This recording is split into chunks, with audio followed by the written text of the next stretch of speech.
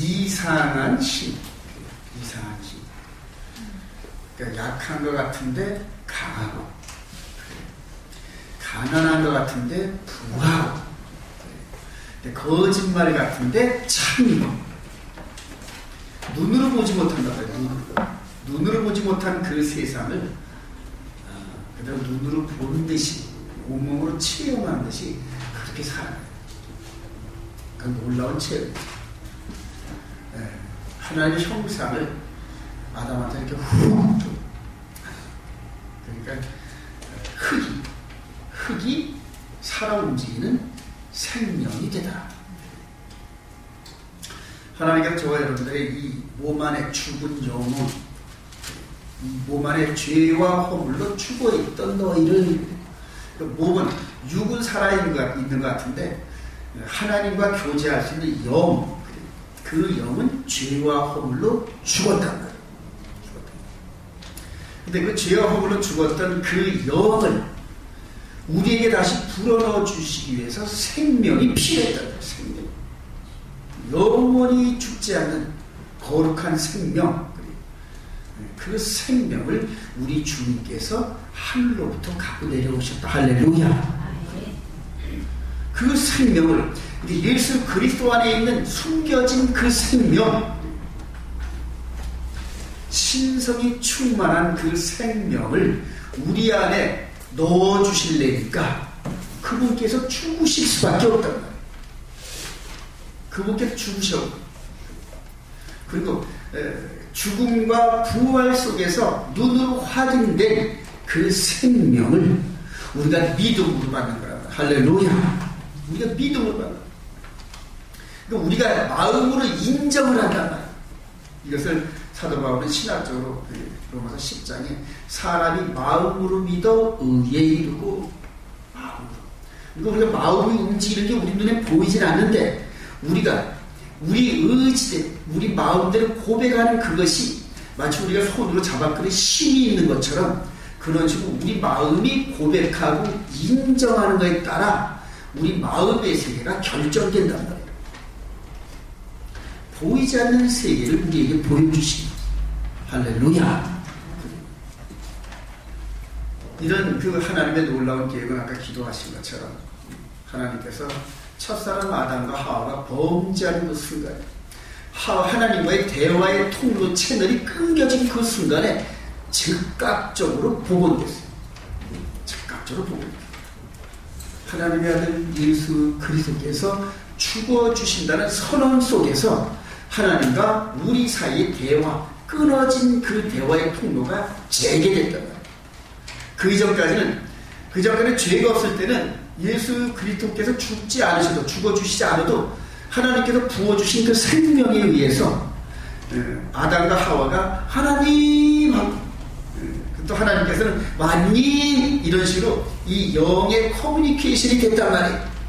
근데 죄를 딱 범하는 순간에 우리 이사야 59장 2절에 하나님과 우리 사이에 죄가 가려져가지고, 그러니까 마귀가 틈타가지고 하나님의 그 축복의 그 영의 생명의 통로가 마귀로 말미암아 가로막혀져가지고 와닿지 않았단 말이에요. 그래서 즉각 우리 주님이 십자가에서 죽으시는 그 말씀, 즉 하늘에서 하신 그 말씀이 이 땅에서 이루어지진 않았지만은, 그러나 하늘에서 하나님이 한번 말씀하신 건 그대로 이루어진다. 할렐루야. 보증수표란다. 하나님께서 하신 그 말씀은 부도가 안 난단 말이에요. 그러니까 인정을 했단 말이에요. 이 땅에서 이루어지진 않았지만은 이루어질 것을 확신하고, 그러면서 죄인된 우리 인간들과 하나님 사이에 통로가 된다. 통로가 연결된단 말이에요. 근데 누구로 말미암아? 오직 예수로 말미암아. 그러니까 예수님께 십자가에 죽으신 그 보혈의 피를 그 통로 삼아서 우리와 한시적으로 이렇게 대화를 하셨단 말이에요. 하나님께서. 아직까지 하늘에서 하신 그 말씀이 이 땅에서 이루어지진 않았지만은, 그러나 그것이 이루어질 것을 믿고 대망하면서 하나님께서 저와 여러분들을 이렇게 대화의 통로로 삼으셨단 말이에요. 자, 그런데 아직 이루지 않았던 그 여자의 후손의 발꿈치가 상하는 그 사건을 이루시고자 이루시고자 동정녀 마리아를 통하여서 이 땅에 오시고 30년 동안 저와 여러분들이 부모를 섬기는 또 세상의 삶을 사는 그런 어려운 여정 이런 것들을 다 체험하셨어요. 그분께서는 이 석수, 목수가 당시에는 돌을 깨는 석수였단 말이에요. 그런 힘든 일 이런 것들을 이 나사렛 동네에서 30이 계실 때까지 다 감당하셨어요. 그래서 저와 여러분들이 이 삶의 어려움과 이런 것들을 다 아셔요. 벌써 이 세상 가운데서 먹고 사는 이런 고난과 힘든 거 이런 것들을 다 아신다니까. 할렐루야. 아시기 때문에 또한 그걸 이길 수 있는 힘도 주실 수 있단 말이에요. 우리가 견디다 못해 쓰러질 때 그때를 알고 있단 말이에요. 그래서 그때 부르짖고 기도하면 말씀을 보내서 치료하시고 이런 모든 범죄 사람들이 우리 하나님과 계속적으로 연관되어 있단 말이에요. 누구를 통해서? 중간에 중보자 예수 그리스도를 통해서. 그분이 아담과 하와가 죄를 짓는 그 순간에 이미 죽기로 작정했어요. 그래서 그때 이 세상을 창조하시기 이전에 성삼위 하나님께서 이 세상을 창조하실 때 그대로 6일 동안 이 세상에 보이는 걸 창조하시고 제일 마지막에 하나님의 형상을 닮은 인간을 창조하시고 그리고 그 인간이 넘어질 수도 있고 이길 수도 있는 그런 불확실 속에 있는 하나님은 확실하지만 창조물인 우리 인간들은 불확실하거든요. 그래서 죄에 넘어질 수도 있다 가정하시고 안 넘어질 수 있다도 가정하시면서 넘어질 때를 대비해서 안 넘어질 때를 대비해서 다 일을 계획해 놓으셨다. 할렐루야. 아버지 하나님과 아들 예수님과 성령님 세 분이 작정하셨어요. 그래서 만약 하나님의 형상을 닮은 인간이 마귀로 말미암아 넘어져서 그렇게 될 때는 어떻게 한다? 아들 네가 죽을 수밖에 없잖니. 오직 길은 그거 하나예요. 인간이 넘어지고 복원시킬 수 있는 방법은 오직 아들 예수 그분께서 죽고 그리고 우리 죄를 대속하시고 할렐루야. 그리고 다시 통로로 이어진다는 거예요. 자, 그리고 우리와 함께 새 언약을 하시는데 첫사람 아담과 새 언약을 하셨던 것처럼 이제는 거듭난 우리와 함께 새 언약을 주시는데 이 새 언약을 받은 저와 여러분들이 첫사람 아담이 넘어졌던 것을 봤단 말이야. 성경을 통해. 할렐루야. 그걸 보고도 또 넘어지면은 구제불능해. 그다음부터 두 번째 구원 계획이 없으셔야 합니다.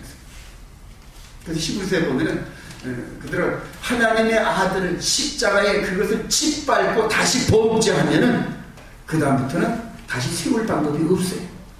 하나님의 계획 안에는 오직 아들 예수를 한 번만 대속하시고 이해가 되시면 아멘.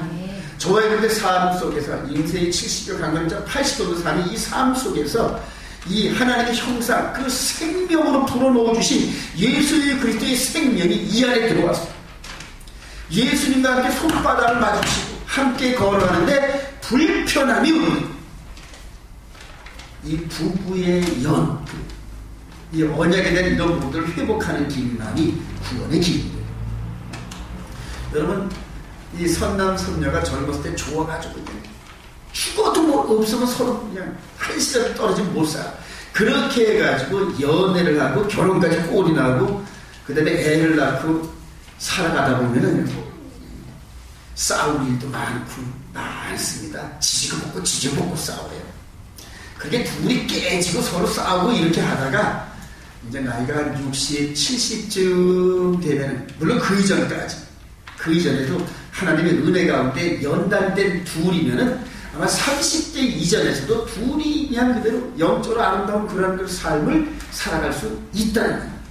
근데 저 같은 경우에는 그런 세상이 있는지도 몰라고 젊은 세상 가운데서 그대로 우리 사모님하고 살아오면서 얼마나 많은 눈물을 흘리게 했는지 몰라요. 근데 어떤 때는 그게 재밌어. 그래. 남자가 이렇게 살아가다 보니 여자가 이렇게 굴복시키고 여자가 눈물 찔찔 흘리고 이렇게 또 여자가 잘못했어요 이렇게 하는 그런 때가 오면은 어떤 때 재미있더라고요. 재미있어요.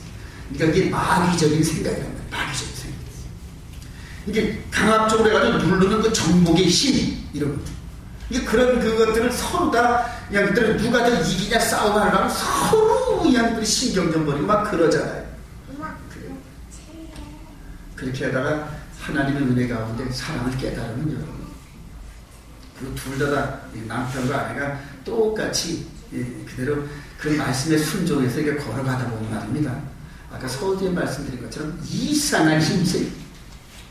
내 모든 걸 다 주는데도 기쁘고, 그리고 그를 위해서 섬겨주는데도 기쁘고. 예전 같으면 자존심 상하는 이런 부분들이었는데 이제는 그런 것들이 섬김에 기쁘고 감사하고 뭐 더 섬겨줄까 없는가 찾아보고 막 그래요. 아주 저는 요새 아주 이상하게 미쳐갑니다. 아주 이상하게 미쳐가요. 그게 재밌어. 그게 재밌어. 아내가 행복하고 아내가 그대로 그냥 그대로 기쁘면은 그 기쁨이 막 증폭돼가지고 나한테 다가와. 할렐루야. 그래. 근데 그것이 아내도 똑같단 말이야. 그래서 남편과 아내가 똑같은 마음으로. 근데 보니까 그게 하나님 나라의 사랑이더라고요. 그게 하나님 나라의 법이더라. 할렐루야. 그래요. 하늘나라의 그 법을, 그 사랑을, 그 형상을 우리들에게 주시려는 마귀가 거기서 가로채가지고 우리 영혼을 사망관들을 끌고 가면서 남을 짓눌러야 되고 남을 굴복시켜야 되고 내가 그 위에 서야 기쁘고 정복감이 있는 이런 것들. 지금 이 세상이 전부 그런 거 아닙니까? 잘못된 세상입니다. 잘못된. 하나님께서 원래 그렇게 창조하시지 않으셨어요. 자, 오늘 본문에 이제 딱 오늘하고 딱 맞아요. 14장 1절에 보니까 이틀이 지나면 6월절과 무교절이다. 오늘이란 말이에요. 2000년 전에 오늘 이 상황이란 말이에요. 2000년. 이틀이 지나면은 6월절. 누구는 알고 있다? 예수님은 알고 있다. 12제자는 아직 몰라. 12제자는 아직 몰라. 그런데 예수님은 벌써 하나님께서 정해주신 그 시간 타임이 있단 말이에요. 지금 6월절이 어느 날 갑자기 있었던 게 아니라 이 예수님 당시부터 1500년 전에 1500년 전에 여러분들 잘 알잖아요. 출애굽기 12장에서 9재앙을 할 때까지도 바로가 굴복을 안 해. 근데 10번째 재앙, 이제는 마지막 10번째 재앙, 장자를 전부 죽이는 그 재앙을 내리시기 직전에 이스라엘 백성들은 보호하시려고.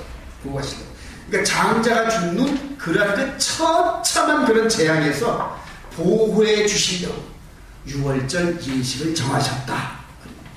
양을 잡아라.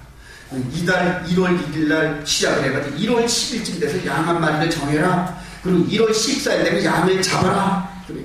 이런 식으로 해가지고 출애굽을 하면서 6월절, 무교절, 초실절 모든 절기 시스템을 모세를 통해 미리 주셨다. 그리고 1500년 동안 이 이스라엘 백성들이 지켜왔다고. 1500년 동안 지켜오니까 그 날짜가 바뀔 수 있다 없다? 못 바뀌어요. 여러분 우리나라 설, 추석날 이 추석 명절을 예를 들어서 저와 여러분들이 추석과 명절 이거는 뻔히 아는데 어떠한 한 무리가 이제는 추석 날짜를 그 이튿날로 바꾸자, 설날 날짜를 3일으로 바꾸자 이러면 된다 안 된다? 불가능해요. 그건 불가능해요. 수많은 사람들이 몇백만 명이, 몇천만 명이 그들은 음력과 양력과 이런 것들을 구분해가지고 미리 달력에 다 정해놓은 건데 누가 바꿀 수 있단 말이에요? 못 바꾼단 말이에요. 그래서 이스라엘 백성들에게 주어지는 이 6월절, 무교절, 초실절, 50일 후에 오순절, 그 다음에 7월 1일날 나팔절, 7월 10일날 대속제인, 7월 15일날 초막절 이런 식으로 정한 이 절기는 이스라엘 백성들이 1500년을 지켜와가지고 그 누구도 바꿀 방법이 없어. 바꿀 방법. 다윗이라도 못 바꿔, 모세라도 못 바꿔, 누구라도 못 바꾼다? 예수님이라 하시라도 그 날짜는 못 바꾼다.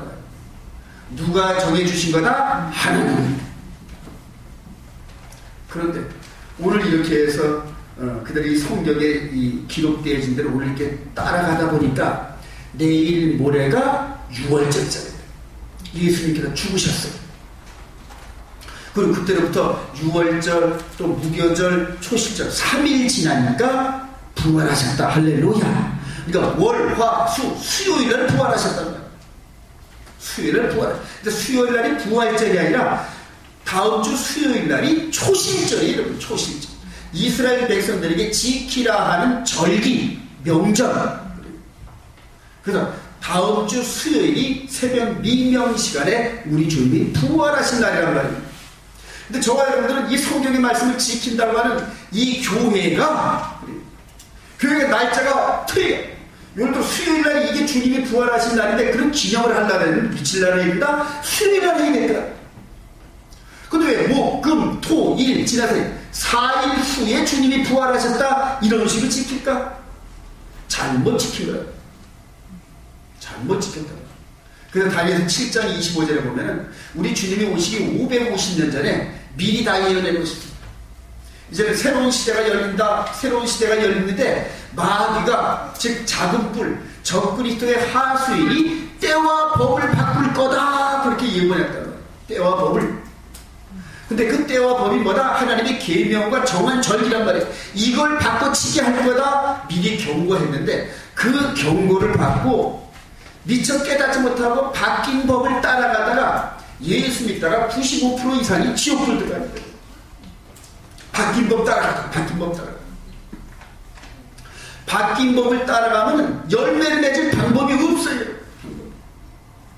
예를 들어서 이렇게 우리가 농사를 짓을 때 그 절기 따라서 이렇게 심고 가꾸고 이런 식으로 해서 그 절기라는 의미가 그 따뜻하고 춥고 봄, 여름, 가을, 겨울 창조주께서 이렇게 해놓으신 그것을 농사꾼들은 그 시스템에 맞춰가지고 순종을 하면서 농사를 짓는 거란 말이에요. 근데 어떤 농부가 좀 신주 있고 돈 좀 있다 그래가지고 그 날짜를 바꿀 수 있어요? 불가능하단 말이에요. 그러니까 그 절기대로 농사를 안 지면 그 한해는 농사가 많은 거예요. 마찬가지로 이 바뀌어진 법과 바꿔진 그런 절기 따라 1년 농사 져봤자 가을에는 뭐만 남는다? 쭉쟁이만 남아요. 아이고 이거 추수 날짜가 그대로 이거 됐는데 익지가 않았어. 그러니까 봄에 심는 절기를 지멋대로 바꿔서 한 일주일 후에 심었네. 그러니까 이 익는 이것도 맞질 않아가지고 이때 수확을 해야 되는데 일주일 후에나 돼야 이거. 근데 일주일 후가 돼가지고 기다리다 보니까 그 안에 서리가 내려가지고 전부 다 쑥대밭 됐다. 이런 식이란 말이에요. 마찬가지로 저와 여러분들이 이 영혼의 열매를 맺는 것도 하나님께서 정해주신 그런 절기 따라서 그걸 순종하여야 이 성령의 열매, 마음의 열매가 맺어지는데 전부 다 바뀐 절기 따라가다가 전부 멸망당한다. 제가 이 안식을 회복하고 침례를 회복하고 절기를 회복하는 게 이게 딴 데서 들어와가지고 한 게 아니에요. 성경이 있었던 것을 그동안 2000년 동안 속여서 신학 공부를 했던 이것을 이제 본질을 깨닫고 그리고 다시 이것을 회복한다. 저와 여러분들이 오늘 큰 은혜 주실 줄 믿으시면 아멘. 아멘. 보세요. 이틀이 지나면 6월절과 무결절이에요. 예수님께서 당신이 스케줄 따라 6월절날 죽으실 걸 미리 알고 있단 말이지. 그러니까 그 당신께서 마치 그 번제단에서 짐승이 각을 떠가지고 그에서 활 타오르고 죽는 그런 것이 이제 6월절 그 양의 제사인데 십자가에서 그렇게 고통당하면서 생사를 찍고 하는 이런 고통을 당하실 것을 미리 알고 계신단 말이에요. 미리 알고 계신. 그렇게 미리 알고 계시는 예수님과 12제자 3년 반 동안 따라다니면서 철이 없는 이 12제자 그때까지 생각은 우리 예수님께서 예루살렘에 올라가서 십자가에 죽으시는 고통을 이제 눈앞에 두고 있는데 12제자는 야 우리 예수님께서 올라가면 이것도 싹 쓸어버릴 거야. 대제사장 서기가 이 가짜 종들 이 종교제자 싹 쓸어버리고 로마군도 쓸어버리면 무슨 나라가 쓴다? 이스라엘 나라가 쓴단 말이에요. 이스라엘 백성들이 예수님 한 번만 세우면 모든 사람들이 다 따라. 예수님 한 번 하자면 다 해. 예수님께서 로마군 쳐버려. 그럼 싹 쳐버리고. 예수님께서 대제사 얘들 다 쓸어버려. 그럼 다 쓸어버린단 말이에요. 마치 우리 상김씨의 그대로 시대 때 이 전라도, 경상도, 충청도 이런 식으로 한참 선거바람 불 때 때를 지어가지고 100만 명씩 따라다니는 유세자예요. 그때 그 한 사람이 선동하면 100만 명이 우르르 한단 말이에요.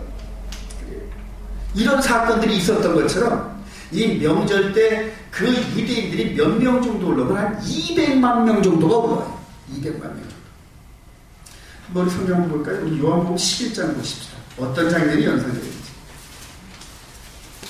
요한복음 11장 55절 이 장면을 여러분 연상해 보라는데 오늘 6월절 이틀 전에 어떤 현상이 있을런지. 요한복음 11장 55절 시작. 유대인이 6월절이 가까우매 많은 사람이 자기를 성결하게 하기 위하여 6월절 전에 시온에서 예루살렘으로 올라갔더니, 유대인의 6월절이 가까우니까 유대 땅에 살고 있는 사람은 물론이거니와 그 다음에 이 지중해를 중심으로 해서 원근 각지에 살고 있는 사람들이 다 어디로 올라온다? 예루살렘으로. 그 숫자가 200만 명이에요. 200만 명. 자, 그러면 그 사람만 올라와서 됩니까? 아니에요. 6월절 양으로 희생될 제물들이 올라와야 되는데, 살아서 올라옵니까? 죽어서 올라옵니까? 살아서 올라옵니다. 자, 보통 성인 10명 내지 15명 정도가 이제 6월절 양 한 마리를 잡는데, 보통 10명이 한 마리 기준이에요. 그 역사가들의 그 기록을 보면 그 다음에 오순절, 그 다음에 가을에 장막절 때 올라오는 유대인들의 숫자가 200만 명에서 250만 명 정도가 됩니다. 당시에 이 지중해를 지배했던 로마군의 군사들이 갑자기 동원할 수 있는 능력, 이런 부분들이 많아야 20만 명 정도, 그리고 그다음 5만 명 정도 이런 이 군대 규모인데, 여러분 성인 남자 200만 명, 250만 명이 올라오면 어떻게 된다? 당시에 로마 제국도 이스라엘의 절기 때가 되면 어떻게 된다? 초긴장 상태. 초긴장 상태. 그 건강한 남자들이 200만 명이 모여. 어디를 중심으로? 예루살렘 성전을 중심으로. 그러니까 본디오 빌라도 총독도 총긴장. 만약 어디서 뭐 조금만 사건 벌어지면 200만 명이 와 하면 난리가 날 거야. 그러니까 유대 총독들은 항상 진짜 절기 때문에. 이해가 되시죠, 여러분? 그래. 자, 200만 명 내지 250만 명이 하늘에서 보면 양떼처럼 이렇게 올라와. 근데 동시에 뭐도 올라온다? 양도 올라온단 말이야. 자, 예루살렘에서 가까운 양의 집산지가 어디냐면 베들레헴. 베들레헴은 그들이 양을 치는데 아주 조건이 너무너무 좋아. 천의 조건. 그러니까 장사하는 사람들, 목축업자들이 이 6월절 절기를 맞춰가지고 양을 어떻게 한다? 키워낸단 말이에요. 키워낸단 말이에요. 저와 여러분들이 일단 치킨데이 하면은 그 치킨데이를 통해서 이 양계업자들이 그날을 그거를 맞춰가지고 살도 찌우고 이런 식으로 할 거 아닙니까? 자, 그렇게 해서 이 예루살렘에서 베들레헴까지 거리가 한 8km 된다. 8km. 그러니까 8km 정도 되는 그 거리를 이 목축업자들이, 그들의 목자들이 자기가 이렇게 키운 그 양떼들을 예루살렘에 올라와서 팔기 위해서 끌고 올라온단 말이에요. 근데 양들은 늘 그 목자들을 따라다녔잖아요. 아유, 목자가 가면 뭐가 있어? 푸른 초장과 쉴만한 물가가 있는 줄 알고 그날도 따라오는 거예요. 그러다가 어디를 따라온다? 예루살렘에 따라와요. 그러다가 누구 손에 넘어간다? 사람 손에 넘어간단 말이에요.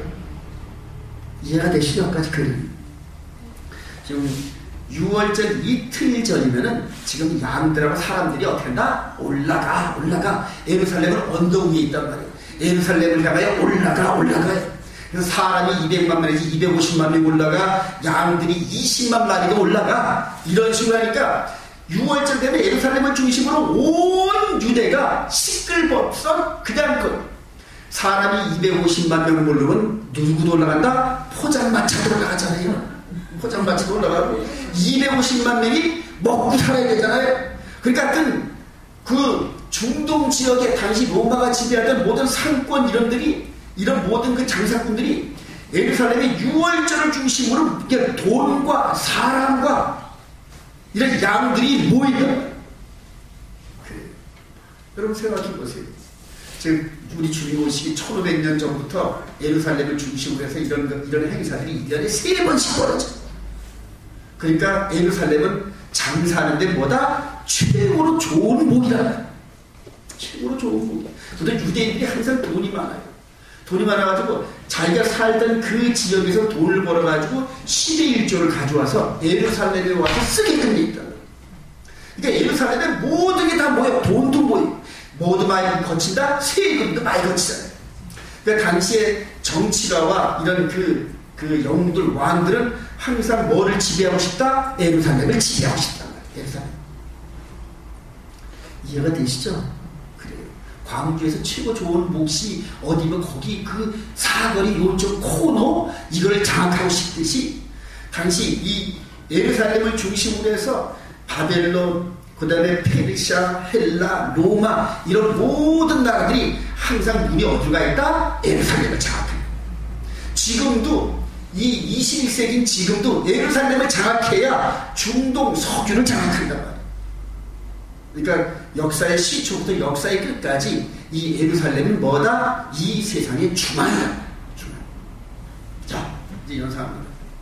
예수님도 그 수많은 무리 중에 그 제자들과 함께 지금 어디로 올라간다? 예루살렘으로 올라가고 있어요. 양떼들도 올라가고 제자들도 올라가고 이런 식으로. 그런데 그 이틀 전에 3절에 보면 예수께서 배단이 나병 환자 시몬의 집에서 식사를 하는데 한 여인이 300데나리온 한 3천만 원 정도의 값어치 있는 향유컵을 가져와가지고 아끼지도 않고 탁 깨가지고 예수님의 머리에 대고 3천만 원짜리 향수를 머리에 끼얹는다? 이게 가능할까요? 불가능할까요? 불가능하죠. 예를 들면 희재이 같은 건 3천만 원짜리 팔아가지고 10분의 1, 300만 원짜리 향수로 바꿨을 거예요. 그지? 근데 장본이 누구냐면 나사로의 동생 마리아가 이렇게 이 요한복음에서는 그렇게 얘기해요. 자, 마리아가 늘 오빠처럼 따르고 선생처럼 따랐던 예수님의 그 식사하는 그 자리에서 향오프가 가져와가지고 머리 팍 부수고 12제자 중에 특히 가룟유다 이 돈의 계산이 밝은 이 가룟유다가 3천만 원짜리 1년 이게 300데나리면 하루에 품값 한 데나리온 요즘으로 말하면 하루 품값이 우리 누구예요? 우리 유리 하루 10만 원 받니? 못 받아? 그래.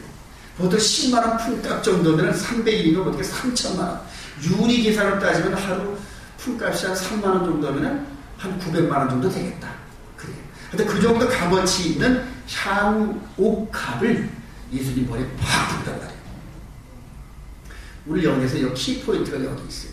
아, 예수님께서 내 머리에 부음을 받는데 그 3천만 원짜리 그 아까운 걸 머리에 붓는데도 말리지 않으시 그렇게 하셨을까? 제자들은 눈을 부릅뜨고 막 책망을 하는데 이 두 문제를 한번 생각해 보시죠.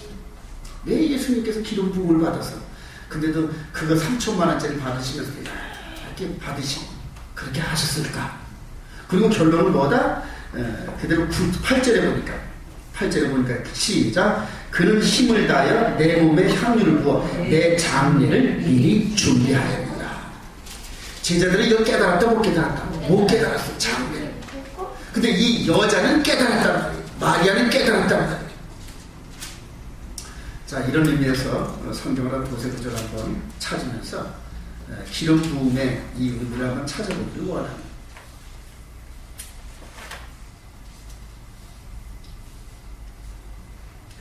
자, 우리 레위기 8장을 한번 같이 적어놓고 레위기 8장 10장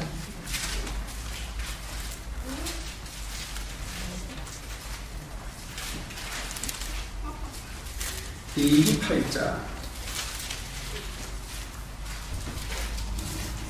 10절부터 여러분 이런 부분들을 잘 체크해 놓으셔야 돼요. 모세가 시작 모세가 관유를 가져다가 성막과 그 안에 있는 모든 것을 발라 거룩하게 한다. 또 제단에 7번 뿌리고 또 그 제단과 그 모든 기구와 물두멍과 그 받침에 발라 거룩하게 하고 또 관유를 아론의 머리에 붓고 그에게 발라 거룩하게 하고 아론의 머리 위에다 뭘 붓는다? 관유. 이 관유는 아주 정결한 감람나무 기름 중에서도 아주 정결합니다.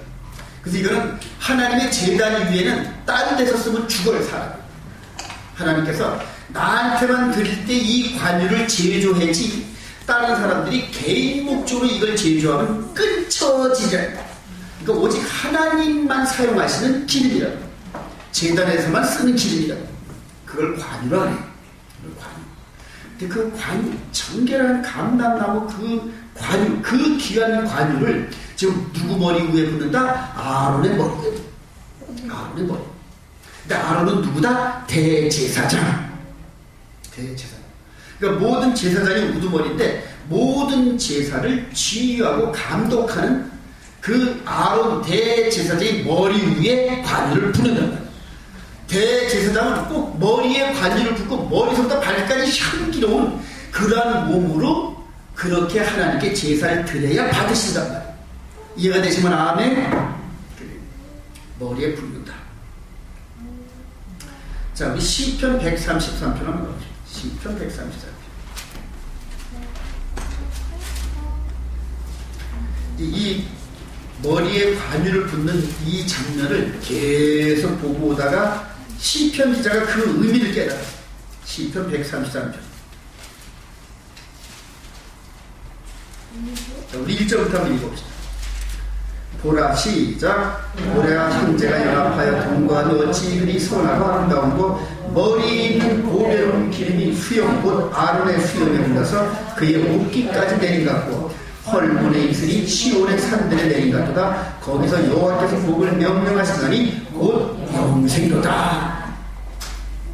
아론이 예전엔 수염도 아깝고 또 유대인들의 권위가 어디서 나온다? 수염에 있어요. 그래서 요즘에 또 보면 그 동영상에 보면 유대인들이 머리를 이렇게 길게 하고 수염이 덥수룩해. 수염을 안 감는단 말이에요. 나도 수염을 한번 키워볼까 그런 생각이 있는데. 그래. 자, 대제사장 복을 입은 그 아론이 머리에 아주 그냥 그 멋있는 그런 그 모자를 썼어요. 그 수염이 이렇게 났을 거 아닙니까? 그리고 대제사장 복을 입었어요. 그리고 위임식을 한단 말이에요. 이 8장 12절처럼 기름을 붓는다. 아론 머리. 근데 그 기름이 머리에만 머무는 게 아니라 그냥 흘러. 그리고 수염에 뚝뚝뚝뚝뚝 흘러. 그리고 발끝까지. 그러면서 아론의 온몸에 향기가 나. 근데 아론의 몸에만 향기가 난다? 아니에요. 아론이 가는 곳곳마다 향기가 나. 아론이 가는 곳곳마다. 성소에 들어가면 성소가 향기가 나. 지성소에 들어가면 지성소의 향기가 나. 밖에 나와가지고 돌아다니면 성막들이 향기가 나. 근데 그 향기가 짐승을 잡아주겠던 그 피비린내 이런 것들을 전부 다 덮어버린단 말이에요. 이 성막들 이런 데는 그건 도살장보다 더해. 그건 매일 죽어. 그 피냄새가 여러분 그 장난이 아닙니다. 피냄새. 가죽을 각을 띄우고 그걸 번제제물로 태우면서 그냥 그 좋지 못한 그런 냄새 이런 것들이 날만 한데, 근데 아론 대제사장 머리부터 붙은 그 관유가 딱 꺼지면 그 향기가 성소 전체, 성막 전체를 덮어. 그래서 피냄새나 이런 것들은 어디 간 것도 없고 아론에게 보던 그 관유의 향기만 나오더라. 이것이 나중에 뭐의 향기? 그리스도의 향기라는 거예요. 그리스도의 향기. 자, 또 이렇게 대제사장으로서 기름을 부음을 받았는데 한 구절만 더 보십시오. 우리 열왕기상 1장. 열왕기상 1장. 이 말씀에 대해서 또 아는 건 잘 알죠? 이 솔로몬의 이 위임식 때 열왕기상 1장. 우리 38장. 열왕기상 1장 38장. 제사장 시작. 제사장 사독과 선지자 나단과 여호다와 아들 분야와 그렛 사람과 블렛 사람이 내려가서 솔로몬을 다윗 왕의 노새에 태우고 인도하여 기온으로 가서 제사장 사독이 성막 가운데서 기름 담은 뿔을 가져다가 솔로몬에게 기름을 부으니 이에 뿔나팔을 불고 모든 백성이 솔로몬 왕은 만세 술라하옵소서 하니라. 이때 올라올 때 우리 44절 올라올 때 뭘 폈는지 한번 볼까요? 시작. 왕께서 제사장 사독과 선지자 나단과 여호야다와 아들 브냐냐와 그렛 사람과 블렛 사람을 솔로몬과 함께 보내셨는데 그들 무리가 왕의 노새에 솔로몬을 태워다가,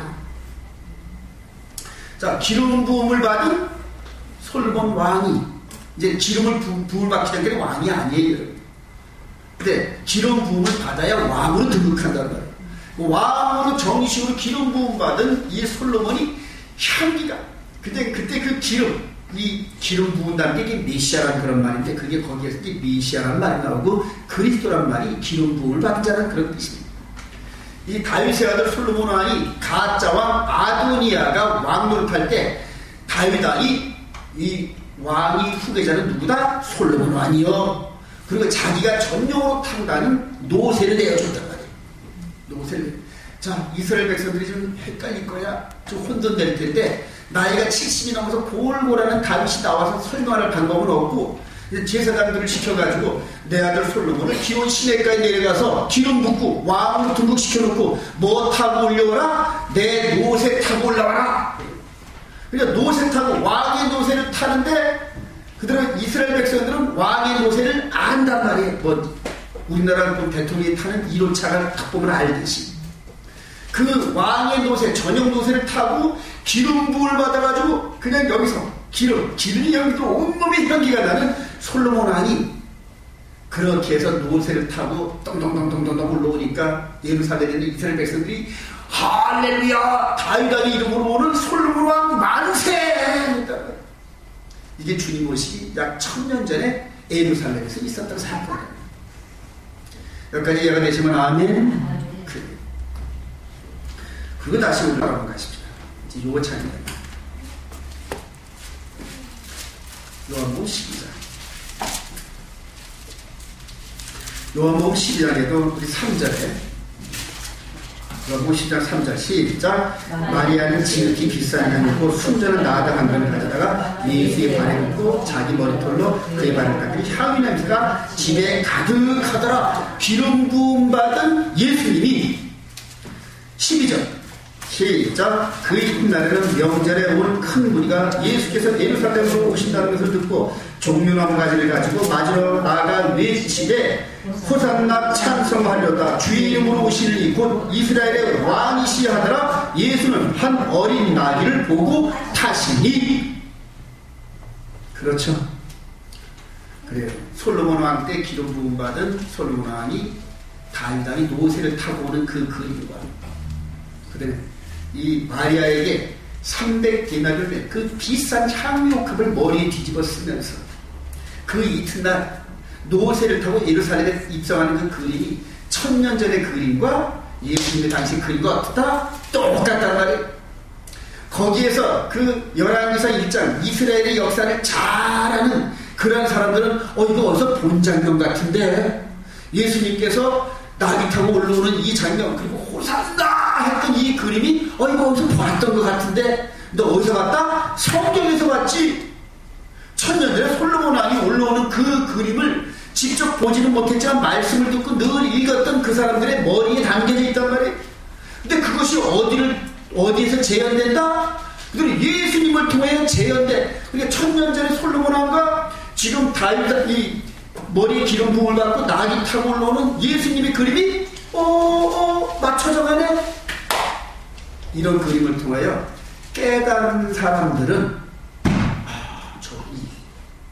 저분이 바로 그들은 메시아시구나, 이걸 깨달은 사람이 있단 말이에요. 할렐루야. 여러분 말씀을 정리합니다.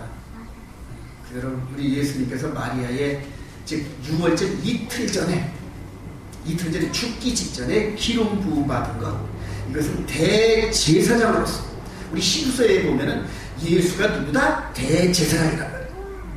대제사장에서 머리부터 관유를 받았던 그런 의식을 이제는 사람 아론의 그 대제사장의 그 사역을 이제는 예수님이 인수인계를 받는 이런 장면들.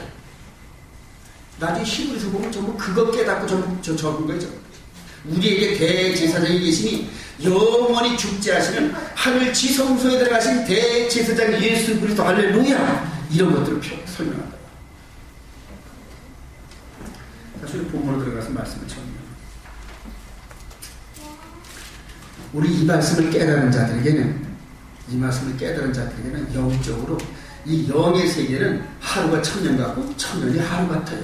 오늘 이 말씀, 이 마가복음 14장 여기에서 기름 부음 받으신 그 예수님이 대제사장으로서 왕으로서 기름 부음을 받았다, 이걸 깨달은 자는 복이 임하는데, 시편 133편 거기에서 말한 것처럼 이 아론의 이 머리속도 수염을 맞춰서 이 모습으로 기름이 흘러나가는데 그 옆에 있는 사람이 향기에 취한단 말이에요. 향기. 그리고 거기에 뭐가 있다? 영생. 자, 이제 우리 예수님께서 하늘 지성소에 들어갔어요. 머리 대신 그분이 하늘 지성소에 들어갔어요. 자, 하늘 지성소에서 이제는 보이는 기름이 아닌 무슨 기름? 성령의 기름. 성령의 기름으로 머리 대신 그분이 하늘에서 그냥 머리 기름 부음을 받는단 말이에요. 근데 머리에서 받았던 그 기름이 이제 흘러 어디로 온다? 몸으로 내려올 거 아니에요. 그게 뭐다? 오순절. 할렐루야. 우리 예수님께서 십자가 죽으신 날이 6월절, 무교절, 초순절, 초실절. 부활한 이 날서부터 50일을 쉬어서 그들의 예루살렘을 떠나지 말고 여기서 기다리고 아버지가 약속하신 성령을 기다려라. 그렇게 기다리면서 열흘 동안 전심으로 기도했더니 그들은 오순절날 사도행전 2장에 보면 2장에 또 4절까지 보면 뭐가 임하더라? 성령이. 오순절이 되기 열흘 전에 감람산에서 제자들이 500명이 보는 가운데서 나 올라간다. 다시 오마. 그래요. 그리고 그 올라가실 때 뭐가 가려지더라? 푸름이 가려진단 말이에요.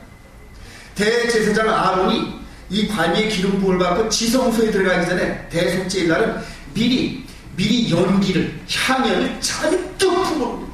그 지성소 안에. 왜냐하면 지성소와 여기는 하나님이 임재 장소이기 때문에 너무 거룩해. 그래서 그렇게 기름을 붓고 깨끗한 옷을 입고 가더라도 아론 인간 제사장의 죄성이 나타난단 말이에요. 죄성이 나타나면 그 안에서 죽어요, 여러분. 그래서 대세들이 제사 들어갔다가 자기 죄를 완전히 깨끗이 못하고 들어가면 죽는단 말이에요. 그러니까 1년에 한 번씩 들어가는 거기에 들어가는데 죽으면 아무도 못 들어가고 시체를 못 보낸단 말이에요. 그러니까 들어갈 때 대제사장 발목에다 뭘 건다? 밧줄 건단 말이에요. 밧줄을 걸고 대제사장이 입을 때는 딸랑딸랑 금방울 소리가 난단 말이에요. 그러니까 그 밖에서 이렇게 성소에 이렇게 듣고 있다가 딸랑딸랑 소리가 나면 아직 살아있네.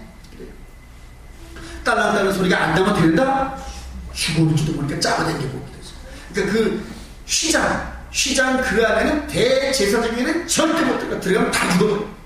그러니까 하나님의 거룩한 임재가 그렇게 무서운 거예요. 그래요. 자, 대제사장에서 그분이 들어가셔가지고 그들의 약속대로 절기대로 6월절, 무교절, 그 다음에 이 초실절, 여러분들이 이걸 오래 잘 지키잖아요. 그거 기억해가지고 요 초실절부터 50일을 쉬는 거예요. 이걸 이제 하루 몇씩 쉰다. 쉬면서 사모하시라는 거예요. 올해 부어주실 성령. 지금 이 나아들 한유 3천만 원짜리 이거를 받은 이거보다 하늘 보좌에서 성령으로 기름 부음 받으신 우리 예수님 머리 계신 그분이 우리는 뭐다? 몸이란 말이에요. 몸. 교회는 몸이란 말이에요. 그분은 머리, 우리는 몸. 그러니까 머리에 기름 부음을 받은 이 기름이 몸으로 흐르는 건 당연한 거지. 이해가 되시면 아멘. 이거에서 알고 달래는 사람과 뭔지 몰라. 옆에 아무리 좋은 게 있어도 뭔지는 모르고 달라지도 않는데 누가 주겠어요.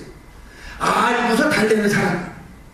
그러니까 저와 여러분들이 전기 시스템을 지키면서 이 하나님의 계획 시간표를 알면은 그 시간표에 맞게끔 올해 농사, 영원 농사를 지을 수 있단 말이에요. 그래요. 그래서 저와 여러분들이 죄와 홀로 죽었던 이것을 6월절에 보혈의 피로 우리 마음에 뿌려가지고 죽어있었던 죄로 오염되고 아직 세상적으로 나가고 싶어하는 이 죄된 마음을 가놓고버리는 거예요. 그게 6월절이란 말이에요. 그리고 무교절, 그들은 이 죄가 없는 이 일주일 지내고, 근데 초시절 우리 주님과 함께 죽고 장수도 부활하는 이 체험 속에서 50일 후에 우리가 갈아엎은 이 땅에 성령의 씨가, 말씀의 씨가 우리 가운데 떨어지면은 그때부터 이제 긴 여름 동안 7월 1일 나팔절, 대속죄일, 초막절 이거를 대박하면서 우리 마음 가운데 성령의 말씀에 순종하면서 올 한 해 영원 농사를 우리가 지은다는 얘기. 할렐루야. 너무너무 은혜스럽잖아요, 여러분. 그래서 올 1년 지나고 또 내년에 똑같이 내년에 그래서 10번, 20번, 50번 그런 식으로 이런 패턴으로 영원 농사를 지은 사람은 거의 우리 주님이 만날 때, 임종할 때쯤 되면 거기에 뭐가 없다? 죄가 없어요. 죄의 흔적이 없어요. 나이가 80쯤 돼서 이제 주님 만날 때쯤 되면 육신의 정욕 같은 이런 것들 와봤자 그냥 그대로 세상에 보이는 재산, 그래. 명예, 그러니까 마귀가 세 가지 요소로 육신의 정욕, 안목의 정욕, 이생의 자랑, 이거 아무리 갖다 앞에 놔도 그래. 그 누구 말만 나오면 주님의 음성만 들으면 눈이 번쩍 거기 가고 싶다는 거야. 거기 가고. 우리의 소망은 거기 있으니, 우리 신권은 거기 있으니, 멸관은 거기 있으니. 그래서 나이 80쯤 돼가지고 수많은 재산 하나님이 주신 이런 것들을 전부 다 나눠주고, 그러니까 10년 되면 50년 되면 다 돌려주는 거야. 땅도 돌려주고 집도 돌려주고 다 돌린다. 이 세상은 내가 살 곳이 아니야. 내가 욕심 하나도 없어. 나는 오직 하나님 나라, 우리 신랑 대신 예수님, 그거 한 곳이 만족해.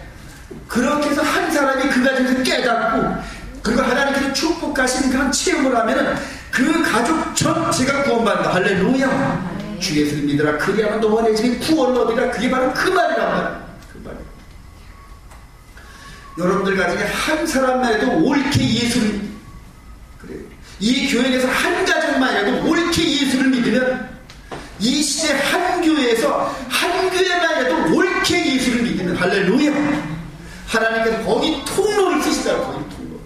거기 통로를 해서 참석하는 사람들이 마음에 있던 모든 죄를 떨쳐버리고, 그 죄의 올무에 걸려가지고 마치 멧돼지가 다리가 그냥 그대로 걸려가지고 빠져나가지 못하는 그런 그 형상, 이런 삶의 그런 이런 것들이 전부 큰 죄의 올무란 말이에요. 하나님께서 그 가정, 그 교회를 높이 세우셔가지고 자랑하시지 않겠냐니. 이해가 되지만 아멘. 그래서 믿음과 지식은 하나가 되게 되는 거예요. 믿음만 있으면 이거는 만용이 되어버린단 말이에요. 지식만 있으면 이거는 진짜 자기 자랑거리 된단 말이에요. 그래서 우리가 믿는 것과 아는 것이 하나가 돼요. 여러분들 올 한해 하나님께서 정해주신 농사계절의 첫 번째 관문이 내일 모레 6월절부터 시작돼요. 내일 모레 월요일날 저녁 때 한 8시쯤부터 참송하고 성찬식 할 겁니다. 열일을 제풀고 참석하세요. 첫 단추, 올 한해 영원농사의 첫 단추를 놓치면은 두 번째 단추는 안 깨진 겁니다. 6월절, 그 다음에 무교절, 그날 안식인데 그 날짜까지 여러분들 쉬라고 말은 못하겠어요. 아직. 근데 이스라엘 백성들 다 쉬는 거예요. 이튿날 무교절부터 일주일 동안을 무교절인데 첫날과 끝날은 안식일, 절기 안식일이에요. 일곱째 날 그 안식일은 그거는 의례 지키고, 이 절기 안식일은 반드시 지킨대. 이스라엘 백성들은 그렇다면 저와 여러분들도 앞으로 이 온 이스라엘 교회 예수를 영접한 사람들은 전부 이스라엘 백성들입니다. 그래서 이스라엘 주신 법을 다 지켜야 돼요. 지킨 자는 의무가 아니고 그냥 그냥 귀찮은 게 아니라 하나님께서 복을 주시려니까 지키라. 합법적으로 하늘의 그 법에 따라서 복을 주신다니까 그 법을 지켜야 주실 거 아니에요. 그 법을 안 지키면 범법자란 말이에요. 범법자, 죄인이란 말이에요. 그 죄인에게, 감옥에 갇힌 죄인에게 아무리 밥상에 맛있는 저녁을 해더라도 감옥에 있는 아들한테 전할 방법이 없잖아요. 마찬가지로 저와 여러분들이 이 영도 하나님의 말씀을 온전히 세상 것 보이는 거 이거 포기해가면서 지킬 때에 영적인 그런 관계에서 내 법을 충실하게 지킨 내 백성이야, 내 아들이야, 당연히 내가 줄 권리가 있지. 그렇게 해서 주시는 거라. 그게 믿음이다. 세상에 보이는 것 이것 따라 그냥 파도 치듯이 왔다리 갔다리 양다리 걸친 이런 게 아니라 말씀의 기준을 잡고 그들 따라. 이해가 되지만 아멘. 그래요. 그날 6월절 이날은 열일을 제펴놓고 직장에서 있다 하더라도 종이 퇴근을 해서라도 시간 맞춰서 해서 첫 번째 6월절 이 성찬식에 참여하시기 바랍니다. 그렇게 첫 단추를 잘 끼면 6월절 초신절 비밀을 깨닫고 올 한해 하나님의 그 정하신 그 절기의 비밀을 깨닫고 그 절기 따라 영혼이 충만해서 저와 여러분들이 올 한해보다 내년에 더 큰 역사 할렐루야. 그리고 이 교회가 저와 여러분들의 이 놀라운 충성 속에 부어주는 이 영혼이 잘될 같이 또 범사에 부어지는 진정한 축복, 수많은 영혼들을 구원해내는 교회, 또 저와 여러분들 가정 되시길 주님의 이름으로 축원드립니다. 기도하십니다. 주님의 은혜를